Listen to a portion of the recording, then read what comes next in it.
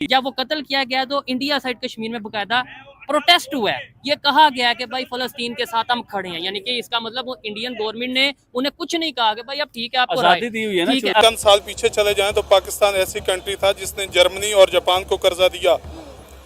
पाकिस्तान कर्जा देने वालों की लिस्ट में था, मगर आज देखें तो पाकिस्तान कर्जा लेने वालों की लिस्ट में है। इंडिया के डिफेंस मिनिस्टर राजनाथ सिंह की, जिन्होंने पाकिस्तान को खुल्लम खुल्ला कर्ज देने का ऐलान कर दिया है। जी दोस्तों, मैं बिल्कुल ठीक कह रही हूँ, जरा ये क्लिप जरा सुने। यदि हमसे बेहतर रिश्ते बनाकर भी रखते, आज जो आपको इंटरनेशनल मॉनेटरी फंड से जो मांगना पड़ा है उससे ज्यादा तो हम दे देते। हमने IMF के आगे घुटने टेके और 1 हमने बिलियन नाक रगड़ी 7 बिलियन के लिए। चले पास हो गया, मंजूर हो गया, कौम को बहुत बड़ी खुशखबरी दे दी। 1 बिलियन मिला अभी तक। कर्जा के खिलाफ हूँ, कर्जा नहीं ले, बायलैटरल ट्रेड करें। मैं ट्रेड के आदमी लेकिन हूँ। बायलैटरल ट्रेड तो तभी होंगे ना। इंडिया कह रहा है कि कश्मीर के अंदर जो जिहादी ग्रुप बना के भेजते हो, क्रॉस बॉर्डर टेररिज्म बंद करो। माजी के अंदर जो जंगें आपने की वो ना की होती तो आज आपको IMF से ज्यादा कर्ज देते। $15 बिलियन, $20 बिलियन, $25 बिलियन, उनके खजाने $700 बिलियन तक है। और जय हिंद दोस्तों, जब बजरंग बली तोड़ दे दुश्मन की नली। क्या बताएं दोस्तों, फिर आ गए एक नए टॉपिक पे। नया नहीं, वही पुराना टॉपिक है। Narendra Modi, United Nations general assembly और हमारा प्यारा जम्मू एंड कश्मीर। ये पाकिस्तानियों को इनके सिवा और कुछ है भी नहीं। हाँ, अब लेटेस्ट जो राजनाथ सिंह, हमारे जो डिफेंस मिनिस्टर, इन्होंने एक बयान दिया है। मतलब एक रैली में कह रहे थे कि पाकिस्तान ये जो भीख मांगे लोग हैं, इनको IMF के पास जाने की क्या ज़रूरत है भीख मांगने के लिए। हाल ही फिलहाल में $7 बिलियन का कर्जा के लगे, $1 बिलियन शायद सुनने में आया मिला है, इनको मिलने वाला है। तो राजनाथ सिंह जी कहते हैं कि भाई साहब, अगर तुम्हारे ताल्लुकात हमारे से अच्छे होते, तुम अगर अच्छे शिष्टाचार वाले पड़ोसी बने रहते, अगर अच्छे बात सुनने वाले बेटे रहते, तो हम ही तुमको पैसा दे देते, पॉकेट मनी। भाई चलाओ, तुम घूमो फिरो, खाओ पिरो, गर्लफ्रेंड घुमाओ, दोस्तों के साथ अय्याशी करो, सब करो, वापस आओ, 2-3 मार खाओ, चुपचाप घर में होमवर्क करो, बैठो, फिर अगले दिन स्कूल जाओ। ये हम भी किए रहते क्यों? और हम तुमसे इंटरेस्ट भी नहीं लेते तो भी थोड़ा बहुत इंटरेस्ट ले लेते, तुमको वो भी मंजूर नहीं। और तुम दोस्तों, ये जो अब ये राजनाथ सिंह जी के जो बात पे, ये जो पाकिस्तानी जो चिल्लर चपाटे हैं, इतने भड़के हुए हैं, कह रहे हैं कि ये राजनाथ सिंह जी क्रिटिसाइज किए हैं, मजाक उड़ाए। अरे भाई, मजाक नहीं उड़ाए, बात को समझो। उन्होंने एकदम गहरी बात की है कि अगर तुम्हारे को सही में अगर सुधरना है, तुमको भारत एक मौका देगा। वो हमारे सनातन धर्म में है कि हम तो सारे दुश्मन को क्या, हमको मारने वालों को भी हम मौका दे देते हैं। तो तुम क्या चीज़ हो, तुम तो हमारे से ही निकले हुए चूजे पूजे। चलो दोस्तों, आप थोड़ा रिएक्शन देखिए इनका, मज़े लीजिए और प्लीज़ भाई को सपोर्ट कीजिएगा। चैनल नया है, ग्रो करना चाहते हैं तो लाइक कीजिए, शेयर कीजिए, सब्सक्राइब कीजिए और बने रहिए वीडियो में। क्या वजह है हम दोनों का यूरोप साथ हो सकता है, सऊदी अरब की बात करें, अमेरिका की बात करें, एक हो सकते हैं। ये इंडिया और पाकिस्तान के बीच ऐसा क्या हो गया इन 78 सालों में? Actually, there are multitude of factors which can be held responsible behind the bad relationships between Pakistan and India.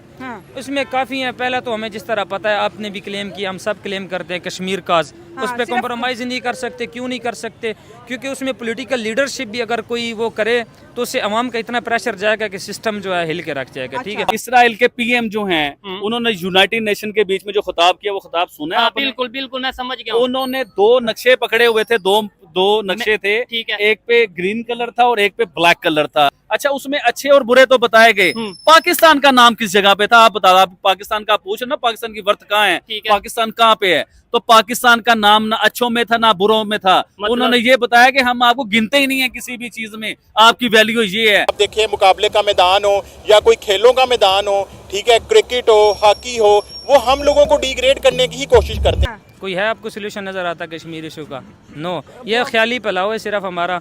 जो प्रैग्मेटिक और इंटरनेशनल रिलेशन का जो ये प्रैक्टिकल जो अप्रोच है वो यही है कि अब इसका हल नहीं है और हमें इस चीज़ को एक साइड पे रखकर एक दफ़ा वो हमें यूनाइटेड नेशन और इंटरनेशनल लेवल पे ज़रूर फाइट करनी चाहिए। सोशल मीडिया कंपेन हमें करनी यूनाइटेड चाहिए। नेशन की तो खुद की क्रेडिबिलिटी आजकल नहीं रही और यूनाइटेड नेशन को हर कोई ऐसे हल्के में ही ले रहा है। मेरे तो ख्याल में है कोई मसला नहीं कि है। आजकल जो इंटरनेशनल सीनरी चले, being a student of political science में, जबरदस्त बीइंग अ है। पॉलिटिकल साइंटिस्ट में बात करूंगा, हाँ। जब तक आप अपने नेबरहुड कंट्रीज से बायलैटरल कॉर्डियल रिलेशन आपके नहीं होते उस वक्त तक आप तरक्की नहीं कर सकते। देखा आपने इनका रिएक्शन। कुछ कुछ लोगों का तो ऐसा है कि घुस के मारे इनको, कनपट पे धबाड़ धबाड़ धबाड़ करके दें। ये वो लोग हैं, मतलब एक कबूतर है, कबूतर। और ये कबूतर बनते, मतलब कबूतर बनना मतलब क्या होता है मालूम क्या? कबूतर बनना मतलब कि आपका काम है आप संदेशा पहुंचाइए, लेकिन इनके मुंह में जब आप चिट्ठी देंगे उससे पहले ही खबर पहुंच जाएगी। ये वो लोग हैं। आप समझे, बात को समझिए, ठीक है? तो कहने का मतलब ये है कि भाई तुमको कोई अगर कोई सजेशन दे रहा है, अच्छा लगे तो लो, नहीं लगे तो मत लो। तुम फिर वही पुरानी घिसी पीटी, क्या हमें जंग कर लेंगे, हम एटमी ताकत है, मुस्लिम ममालिक में हम सबसे पहले हमारे पास एटमी बम आया, हमने भी ईजाद किया, हम एटम बम के बाप हैं, हम ये है वो है। सब तो जंग लग के कहाँ पर तुमने बेच दिया है, सही में बेच दिया है या फिर कहीं पे तुमने उसको गिरवी रख दिया है और अपना मुल्क चला रहे उसी के बेसिस पे। जो कुछ दिन की बात है वो इंटरेस्ट भी तुम दे नहीं पाओगे, ख़त्म हो जाएगा तुम्हारा मुल्क, फिर आगे गिरोगे भारत के पैरों पे। वो तो पक्का है, फिक्स है। लेकिन जब भारत सामने से आके कह रहा है कि भाई साहब सुधर जाओ, थोड़ा सा सुधर के अपना काम काज ठीक कर लो, अपने जो आने वाली जो पीढ़ी, छोटे छोटे बच्चे हैं घर में, जब बच्चे देखते होगे तो उनका चेहरा देख के कुछ तो सोचते होगे ना, यार हम तो चूतिया है ही हैं, इनको भी वही बना रहे हैं, क्या फ़ायदा। थोड़ा सा ज्ञान दो, मदरसा के चक्कर में मत जाओ, अच्छे तालीम दो, शिक्षा का ये स्तर बढ़ाओ, थोड़ा सा बच्चे कम करो, सब बहुत कुछ करो। उसके बाद देखिएगा आटा भी रहेगा, बिजली भी रहेगी, सब कुछ रहेगा। और हाँ, एक सजेशन देंगे कि आ जाओ हमारे अखंड भारत में, हिस्सा बन जाओ, तो तुम्हारी 7 पुश्तों की ज़िंदगी सुधर जाएगी, आने वाले नस्ल सुधर जाएंगे।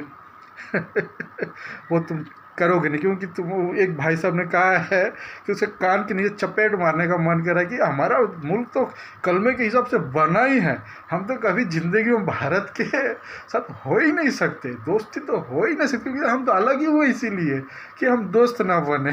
अरे भाई साहब, जाके देखो चाइना को, जाके देखो सऊदी अरेबिया को, हाँ, जाके देखो नेतन्याहू जो जनरल असेंबली में, यूनाइटेड नेशन जनरल असेंबली में दो पोस्टर दिखाए ना कि एक सबसे बेकार देश और एक सबसे अच्छे देश, उनके नज़र में उनके जो दोस्त हैं और जो दुश्मन है, उनमें तुम ना दोस्त के लिस्ट में हो ना दुश्मन के लिस्ट में, तुम किसी लायक ही नहीं, तुमको कोई किसी लायक समझता ही नहीं है। तो सोचो तुम्हारी औकात क्या है।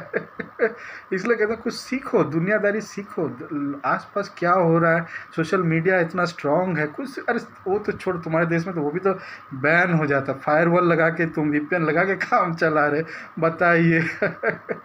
दोस्तों, वीडियो अगर आपको अच्छा लगे तो लाइक कीजिए, शेयर कीजिए, सब्सक्राइब कीजिए, भाई को सपोर्ट कीजिए। जय हिंद, वंदे मातरम।